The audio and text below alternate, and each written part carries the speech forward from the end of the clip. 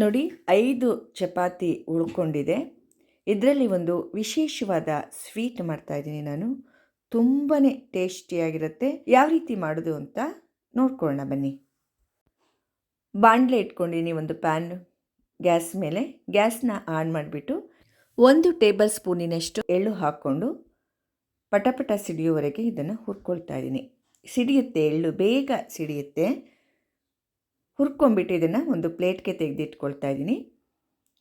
ಅದೇ ಪ್ಯಾನ್ಗೆ ಮತ್ತೆ 1 ಟೇಬಲ್ ಸ್ಪೂನ್ನಷ್ಟು ಕಡಲೆಬೀಜ ಹಾಕ್ಕೊಳ್ತಾ ಇದ್ದೀನಿ. ಅದನ್ನು ಕೂಡ ಹುರ್ಕೊಳ್ತಾ ಇದ್ದೀನಿ. ಸ್ವಲ್ಪ ಕೆಂಪಗಾಗೋವರೆಗೆ ಹುರ್ಕೋಬೇಕು. ನೋಡಿ, ಇವಾಗ ಅಲ್ಲಲ್ಲೇ ಕಪ್ಪಾಗಿದೆ ನೋಡಿ, ಇದು ಆಗಿದೆ. ಇವಾಗ ಸಿಪ್ಪೆ ಎಲ್ಲ ಬಿಟ್ಕೊಳ್ತಾ ಇದೆ. ಇವಾಗ ಇದನ್ನು ಕೂಡ ನಾನು ತೆಗೆದಿಟ್ಕೊಳ್ತೀನಿ. ಸ್ವಲ್ಪ ಹೊತ್ತು ಹೀಗಾದಮೇಲೆ ಹುರ್ಕೊಂಬಿಟ್ಟು ಗ್ಯಾಸ್ ಸ್ಟವ್ನ ಆಫ್ ಮಾಡಿಬಿಟ್ಟು ತಣ್ಣಗಾಗೋದಕ್ಕೆ ಬಿಟ್ಬಿಡಬೇಕು. ಅದರಲ್ಲೇ ತಣ್ಣಗಾಗಲಿ. ಅದು ತಣ್ಣಗಾದ ಮೇಲೆ ಒಂದು ತಟ್ಟೆಗೆ ಹಾಕ್ಕೊಂಡಿದ್ದೀನಿ ನೋಡಿ. ಕೈಯಲ್ಲಿ ಸ್ವಲ್ಪ ಈ ರೀತಿ ಮಾಡಿಕೊಂಡ್ರೆ ಆ ಸಿಪ್ಪೆ ಎಲ್ಲ ಬಿಟ್ಕೊಳ್ಳುತ್ತೆ. ನೋಡಿ, ಈ ಥರ ಮಾಡ್ಕೊಳ್ತಾ ಇದ್ದೀನಿ. 2 ಕೈಯಲ್ಲೂ ಕೂಡ ಈ ರೀತಿ ಮಾಡಿಕೊಂಡ್ರೆ ಬೇಗ ಬಿಡುತ್ತೆ. ಹೊಟ್ಟನ್ನೆಲ್ಲ ತೆಕ್ಕೊಂಡ್ರಾಯ್ತು ಒಂದು ಮರದ ಸಹಾಯದಿಂದ. ಈಗ ಈ ಚಪಾತಿ ಇದೆ ಅಲ್ವಾ, ಇದನ್ನು ತುಂಡು ಮಾಡ್ಕೊಳ್ತಾ ಇದ್ದೀನಿ ನೋಡಿ. ಸಣ್ಣ ಸಣ್ಣದಾಗಿ ಪೀಸ್ ಮಾಡ್ಕೊಳ್ತಾ ಇದ್ದೀನಿ.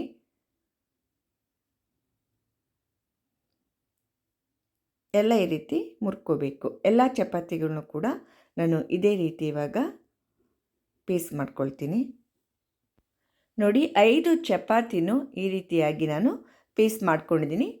ಇದನ್ನು ಮಿಕ್ಸಿ ಜಾರ್ಗೆ ಇವಾಗ ಹಾಕ್ಕೊಳ್ತೀನಿ. ಮಿಕ್ಸಿಯಲ್ಲಿ ಇದನ್ನು ನುಣ್ಣಗೆ ನಾವು ನೀರು ಹಾಕಬಾರ್ದು, ಹಾಗೆ ಗ್ರೈಂಡ್ ಮಾಡ್ಕೋಬೇಕು. 2 ಸಲ ಹಾಕ್ಕೊಳ್ತೀನಿ ಜಾಸ್ತಿ ಇರೋದ್ರಿಂದ. ಈಗ ನೋಡಿ, ಮಿಕ್ಸಿ ಜಾರ್ಗೆ ಹಾಕ್ಕೊಂಡು ಮಿಕ್ಸಿಗೆ ಹಾಕ್ಕೊಂಡು ಬಂದೆ.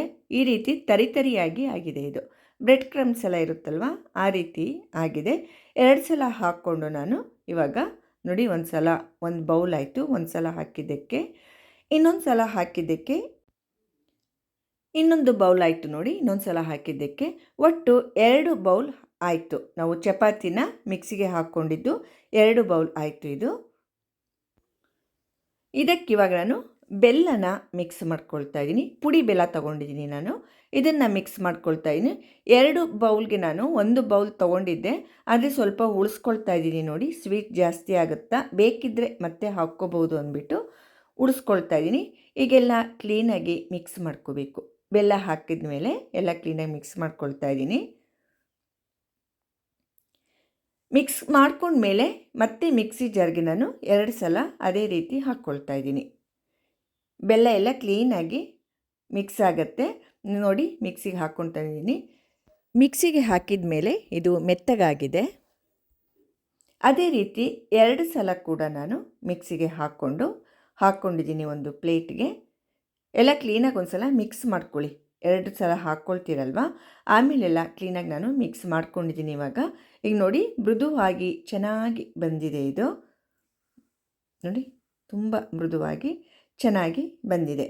ಇದಕ್ಕೆ ಹುರ್ಕೊಂಡಂತಹ ಎಳ್ಳು ಹಾಕ್ಕೊಳ್ತಾ ಇದ್ದೀನಿ, ಕಡಲೆ ಬೀಜ ಹಾಕ್ಕೊಳ್ತಾ ಇದ್ದೀನಿ, ಹಾಗೂ 1 ಬಟ್ಲು ಪೂರ್ತಿಯಾಗಿ ಕೊಬ್ಬರಿ ತುರಿ ಹಾಕ್ಕೊಳ್ತಾ ಇದ್ದೀನಿ. ನಿಮ್ಮ ಹತ್ರ ಜಾಸ್ತಿ ಕೊಬ್ಬರಿ ತುರಿ ಇಲ್ಲ ಅಂದರೆ ಅರ್ಧ ಬಟ್ಲು ಕೂಡ ಹಾಕ್ಕೋಬೋದು. ಏಲಕ್ಕಿ ಪುಡಿ ಹಾಕ್ಕೊಳ್ತಾ ಇದ್ದೀನಿ ನೋಡಿ. ಕ್ಲೀನಾಗಿ ಮಿಕ್ಸ್ ಮಾಡ್ಕೋಬೇಕು. ಇವಾಗ ಎಲ್ಲ ಕ್ಲೀನಾಗಿ ರೀತಿಯಾಗಿ ಮಿಕ್ಸ್ ಮಾಡ್ಕೊಳ್ತಾ ಇದ್ದೀನಿ ನೋಡಿ. ನೀವು ಇದಕ್ಕೆ ಬೇಕಾದರೆ ಎಳ್ಳು, ಕಡಲೆ ಬೀಜ ಅಥವಾ ಕೊಬ್ಬರಿ ಬದಲಾಗಿ ಡ್ರೈ ಫ್ರೂಟ್ಸ್ ಕೂಡ ಹಾಕ್ಕೋಬೋದು. ನಮ್ಮ ಸಾಂಪ್ರದಾಯಿಕ ರೀತಿಯಲ್ಲಿ ನಾನು ಮಾಡ್ತಾಯಿದ್ದೀನಿ. ನೀವು ಯಾವ ರೀತಿ ಕೂಡ ಇದನ್ನು ಮಾಡ್ಕೋಬೋದು.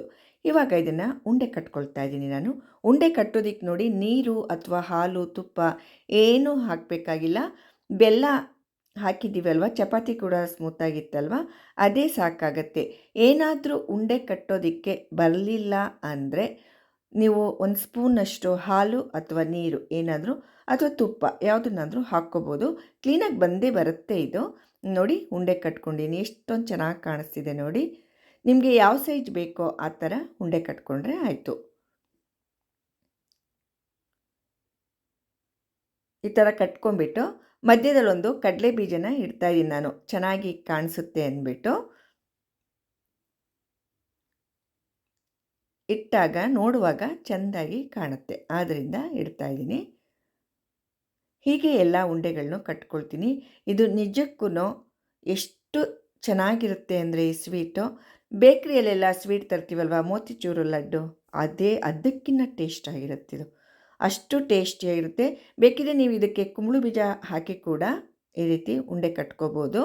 ಮೋತಿಚೂರು ಲಡ್ಡು ಮಾಡೋದಕ್ಕೆ ನಾವು ಎಣ್ಣೆನೆಲ್ಲ ಕರಿಬೇಕು, ಎಲ್ಲ ಮಾಡಬೇಕು, ತುಂಬ ಕಾಸ್ಟ್ಲಿ ಆಗುತ್ತೆ. ಇದು ನೋಡಿ ಏನೂ ಇಲ್ಲ, ಉಳಿದ ಚಪಾತಿಯಿಂದ ನೀವು ಮಾಡ್ಕೋಬೋದು. ಅದಕ್ಕಿಂತನೂ ಇದು ಟೇಸ್ಟಿಯಾಗಿರುತ್ತೆ. ಚಪಾತಿ ಬೇಕಾದರೆ ಮಾಡಿಕೊಂಡೇ ಈ ರೀತಿ ನೀವು ಈ ಥರ ಸ್ವೀಟ್ ಬೇಕು ಅಂದರೆ ಮಾಡಿಕೊಂಡೇ ಮಾಡ್ಕೋಬೋದು. ಅಷ್ಟು ಟೇಸ್ಟಿಯಾಗಿರುತ್ತೆ. ನಿಜಕ್ಕೂ ಮನೆಯಲ್ಲೆಲ್ಲರೂ ಖುಷಿ ಪಡ್ತಾರೆ.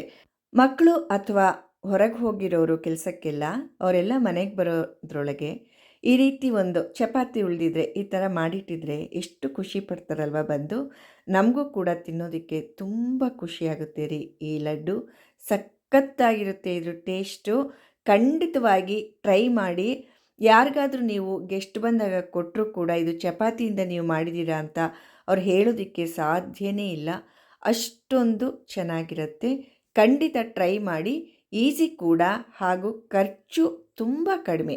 ನೀವೇನೂ ಇಲ್ಲ ಮನೇಲಿ ಅಂದರೆ ಚಪಾತಿ ಬೆಲ್ಲ ಮಿಕ್ಸಿಗೆ ಹಾಕಿ ಉಂಡೆ ಕಟ್ಕೊಂಡು ತಿನ್ಬೋದು. ಅಷ್ಟೊಂದು ಟೇಸ್ಟಿಯಾಗಿರುತ್ತೆ.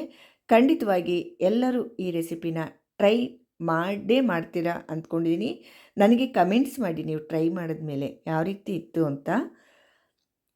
ನೋಡಿ, ತುಂಬ ಸ್ಮೂತಾಗಿ ಕೂಡ ಇರುತ್ತೆ. ನೋಡಿ, ಸ್ಮೂತಾಗಿ ಕೂಡ ಇರುತ್ತೆ. ಇದಕ್ಕೆ ನಾವೇನು ನೀರಾಗಲಿ ಹಾಲು ಏನನ್ನು ಮಿಕ್ಸ್ ಮಾಡಿಲ್ಲ, ತುಪ್ಪ ಕೂಡ ಹಾಕಿಲ್ಲ, ಎಣ್ಣೆ ಕೂಡ ಹಾಕಿಲ್ಲ, ಏನೂ ಹಾಕಿಲ್ಲ. ತುಂಬ ಟೇಸ್ಟಿಯಾಗಿರುತ್ತೆ. ನಿಮಗೆಲ್ಲ ಈ ಚಪಾತಿಯಿಂದ ಮಾಡಿರುವ ಲಡ್ಡು ತುಂಬ ಇಷ್ಟ ಆಗಿದೆ ಅಂದ್ಕೊಂಡಿದ್ದೀನಿ. ದಯವಿಟ್ಟು ನನ್ನ ಚಾನೆಲ್ಗೆ ಸಬ್ಸ್ಕ್ರೈಬ್ ಆಗೋದನ್ನು ಖಂಡಿತವಾಗಿ ಯಾರೂ ಮರಿಬೇಡಿ. ಲೈಕ್ ಮಾಡಿ, ಶೇರ್ ಮಾಡಿ, ಹಾಗೂ ಕಮೆಂಟ್ಸ್ ಮೂಲಕ ತಿಳಿಸಿ ಅಂತ ಹೇಳ್ತಾ ಎಲ್ಲರಿಗೂ ನನ್ನ ಧನ್ಯವಾದಗಳು. ಮುಂದಿನ ರೆಸಿಪಿಯೊಂದಿಗೆ ಮತ್ತೆ ಸಿಗ್ತೀನಿ. ನಮಸ್ಕಾರ.